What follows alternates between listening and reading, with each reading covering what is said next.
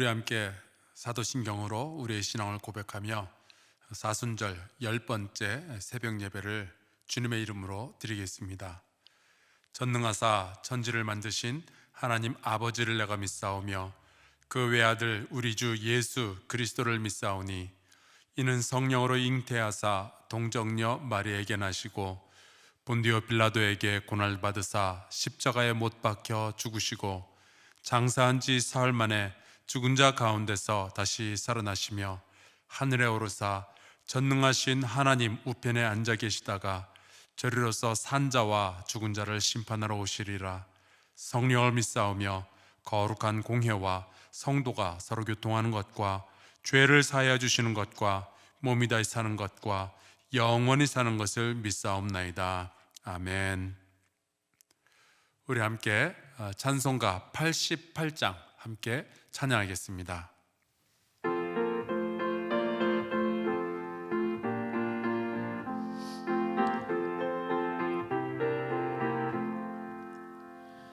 내 진정 사모하는 친구가 되시는 구주 예수님은 아름다워라.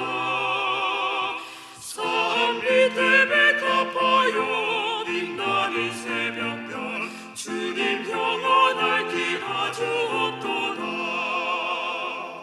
내 맘이 아플 적에 그리로 되시며 나 외로울 때 좋은 친구라. 주는 저 산 밑에 백합 빛나는 새벽별 이 땅 위에 비길 것이 없도다. 내 맘의 모든 염려 이 세상 보라도 주님 항상 같이 하여 주시고 시험을 당할 때에 악마의 기도는 즉시 물리치사 나를 지키네. 온 세상 날 버려도 주 예수 안 버려 끝까지 나를 돌아보시니 주는 저 산 밑에 백합 빛나는 새벽별 이 땅 위에 비길 것이 없도다. 내 맘을 다하여서 주님을 따르면 길이 나를 사랑하리니 물불이 두렵지 않고 창검도 거범대 주는 높은 산성 내 방패시라. 내 영혼 먹이시니 은혜를 누리고 나 친히 주를 뵙기 원하네. 주는 저 산 밑에 백합 빛나는 새벽별 이 땅 위에 비길 것이 없도다. 오늘 우리에게 해주시는 말씀은 두 군데입니다. 마가복음 5장 30절 그리고 누가복음 6장 19절입니다. 제가 받들어서 읽도록 하겠습니다. 마가복음 5장 30절 예수께서 그 능력이 자기에게서 나간 줄을 곧 스스로 아시고 무리 가운데서 돌이켜 말씀하시되 누가 내 옷에 손을 대었느냐 하시니. 또 누가복음 6장 19절입니다. 온 무리가 예수를 만지려고 힘쓰니 이는 능력이 예수께로부터 나와서 모든 사람을 낫게 함이러라. 아멘. 우리 함께 기도하고 말씀 나누겠습니다. 모든 것이 가능하신 하나님, 높으신 주께서 낮고 천한 우리를 돌보신 것도 감사드리고 우리의 세상에 오셔서 우리와 같은 사람이 되어주심도 감사드립니다. 우리도 받기 힘든 멸시와 고난을 받으시고 우리를 위해 십자가에 달려 죽으심도 감사드립니다. 이 시간 공의의 하나님이시면서도 죄지은 우리를 긍휼히 여겨주시며 살려주신 아버지께 경배의 마음을 담아 이 예물을 올려드립니다. 주님 드리는 그 손길과 그 마음을 기쁘게 받아주시고 건강과 기쁨을 허락하여 주옵소서. 아버지, 감염병이 유행하는 이 때를 바라보며 그저 평범했던 하루하루의 삶이 얼마나 큰 은혜였는지를 깨닫게 해주시니 감사드립니다. 그렇게 은혜 속에서 살면서도 불평하고 원망하고 질투하고 그러면서 감사하지 못했던 저희의 죄를 주여 용서하여 주옵소서. 사순절의 10번째 아침입니다. 주의 임재 앞에 다시 잠잠히 나아가오니 주여 성부, 성자, 성령의 하나님께서 그 하나됨을 우리에게도 입혀주셔서 아버지께서 내 안에, 내가 아버지 안에 함께 있음을 경험하게 하여 주옵소서. 두려움에 빠진 이 세상에 예수 그리스도의 능력을 증거할 수 있도록 주님 저희를 도와 주옵소서. 예수 그리스도의 이름으로 기도하옵나이다. 아멘. 사랑하는 성도 여러분 모두에게 주의 평강이 함께 하시길 바랍니다. 혹시 여러분 요즘 그런 거 안 느끼십니까? 우리가 평범한 줄로만 알았던 그 일상들이 전혀 평범하지 않았었다는 그거요. 아침에 일어나서 아이들 학교 보내고 직장 가고 마트 가고 또 카페 가서 수다 떨고 교회 가고 우리가 생각하는 평범한 일상들이 정말로 평범하기 위해서는 하나님의 은혜가 엄청나게 필요했었다라는 것을 요즘 새삼스럽게 느끼게 됩니다. 여러분, 우리는 그동안 기적 속에서 살아왔었던 거예요. 우리가 다 우리 잘난 맛에 교만을 떨었지만 하나님께서 손 한 번 놔버리시면 아무것도 못하는 것이 우리 사람들이었습니다. 그러니 여러분, 주님께 그동안의 교만을 참여하며 우리가 기도하는 이 사순절이 되었으면 좋겠습니다. 오늘은 김재현, 김은경 권사님 가정에서 하람, 종우, 종주 그 자녀들과 함께 식사를 대접합니다. 주님께서 그 가정과 자녀 하시는 모든 일에 큰 복과 기쁨을 더하시기를 축복합니다. 어제는 예수께서 능력을 행하지 않으신 사건에 대해서 말씀을 같이 나누었습니다. 주님께서 능력을 행하지 않으셨을 때 그때 우리가 정말로 정신을 바짝 차려야 될 것 같아요. 왜냐하면 그것을 통해서도 주님은 우리에게 하실 말씀이 있으시기 때문입니다.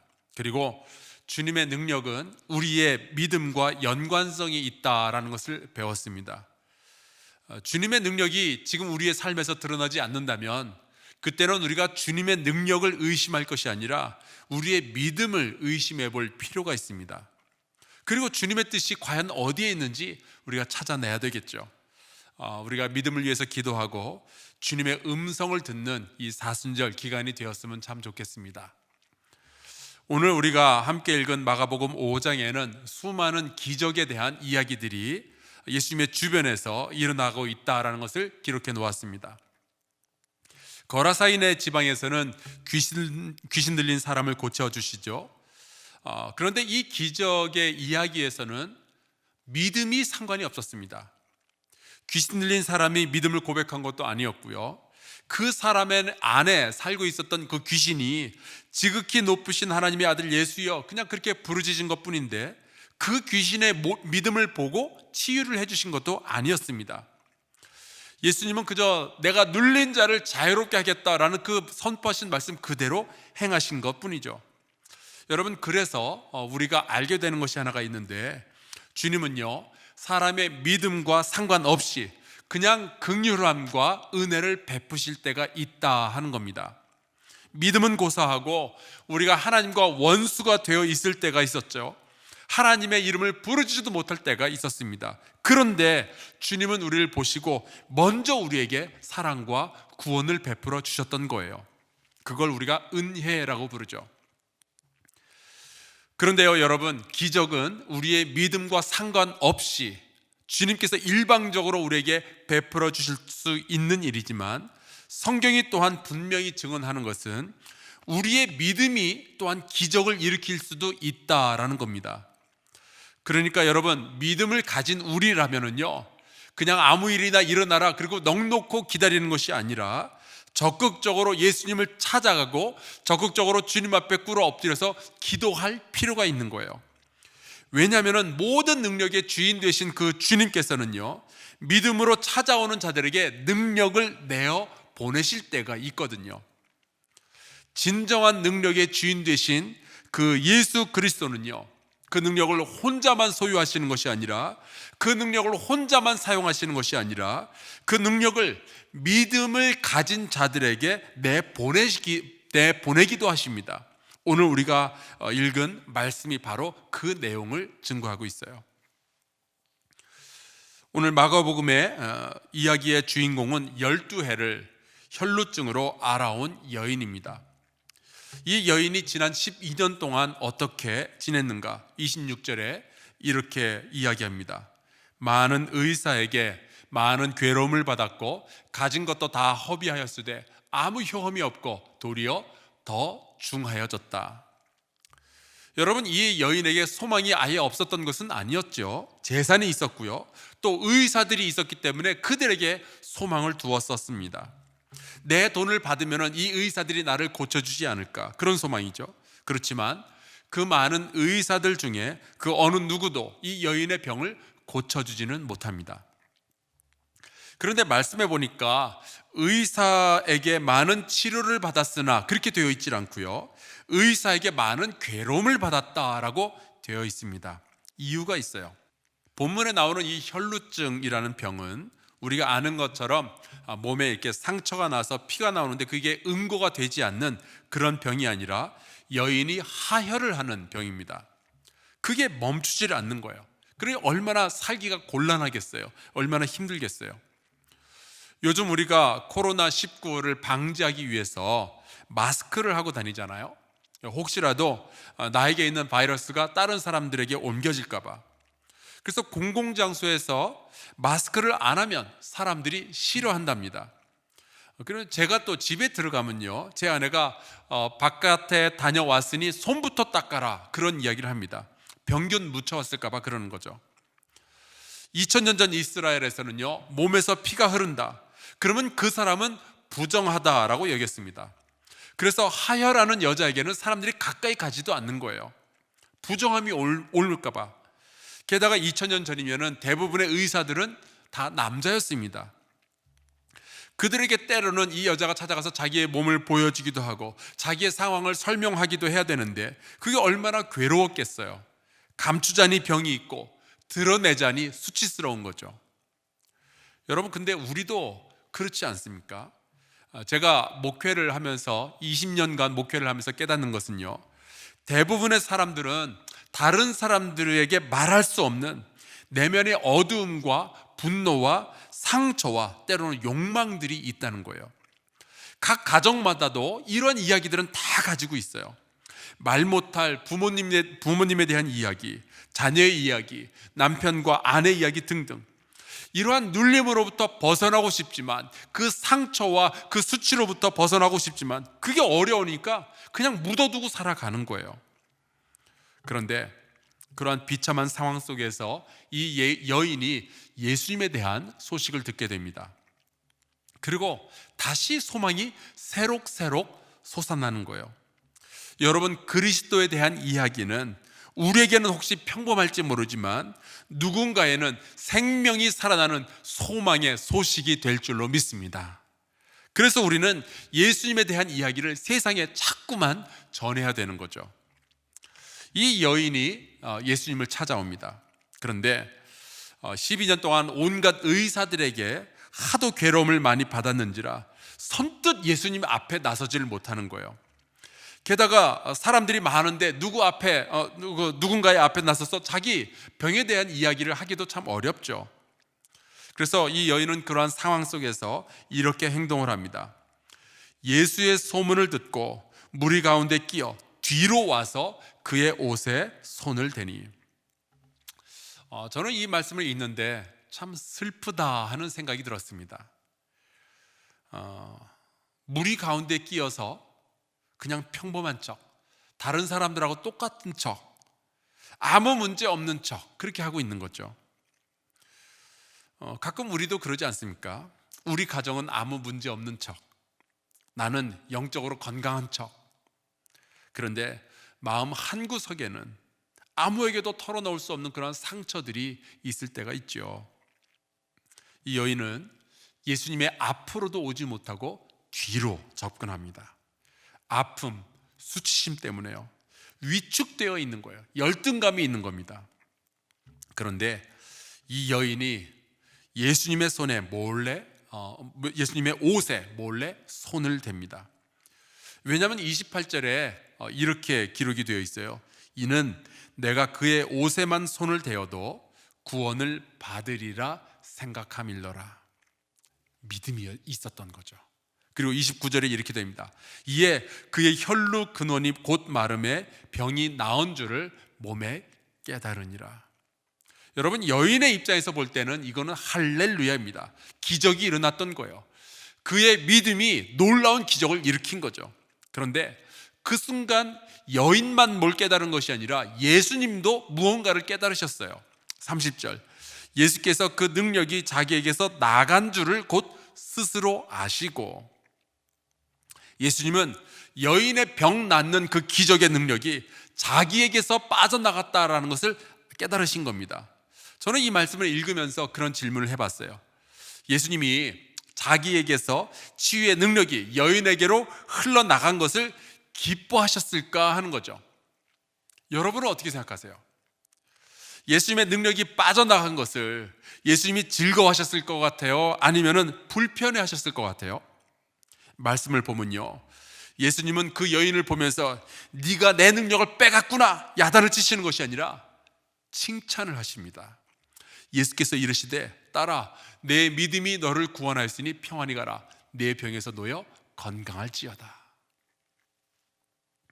이 말씀을 통해서 깨닫는 것은 주님은 누군가가 믿음을 가지고 예수께로 나아올 때에 주님의 능력을 그에게 내보내시는 것을 즐거워하신다는 거예요. 그걸 기뻐하신다는 거예요. 누가복음 6장 19절에 보면 이런 말씀이 있습니다. 온 무리가 예수를 만지려고 힘쓰니 이는 능력이 예수께로부터 나와서 모든 사람을 낫게 함이로라. 예수 그리스도가 모든 치유의 능력의 근원이 되심을 믿습니다. 그리고 주님의 능력은요, 주님으로부터 나와서 믿는 자에게로 흘러갈 수가 있는 거예요. 그래서 수많은 사람들이 주님을 찾아와서 만지고 그들의 병이 낫게 되는데 예수님은 그걸 그냥 가만히 내버려 두시는 거예요. 능력이 흘러가도록 그냥 두시는 거죠. 그래서 제가 또 깨닫는 것이 있습니다. 아, 그것 또한 주님의 뜻이겠구나. 그것 또한 주님의 능력이겠구나. 능력을 흘려 보낼 수 있는 능력, 그건 주님만이 가지고 계시겠구나 하는 겁니다. 우리가 주님에게 그 믿음으로 연결이 되고 흘려보내시는 주님의 능력을 받아서 또 세상을 바꾸고 인생을 바꾸기를 원하시는 거구나. 제가 이 말씀을 보면서 그러한 것들을 깨닫게 됩니다. 그래서 요한복음 15장 5절에 보면은 이러한 말씀이 있어요. 나는 포도나무요, 너희는 가지라. 그가 내 안에, 내가 그 안에 거하면 사람이 열매를 많이 맺나니 나를 떠나서는 너희가 아무것도 할 수 없음이라. 여러분, 여인이 믿음으로 예수님의 옷자락에 손을 대었을 때 삶이 변했던 것처럼 우리 또한 포도나무 가지처럼 생명의 나무 되시는 예수 그리스도에게 믿음으로 연결되었을 때요, 우리는 능력을 공급을 받고 이 땅에서 열매 맺는 삶을 살게 될 줄로 믿습니다.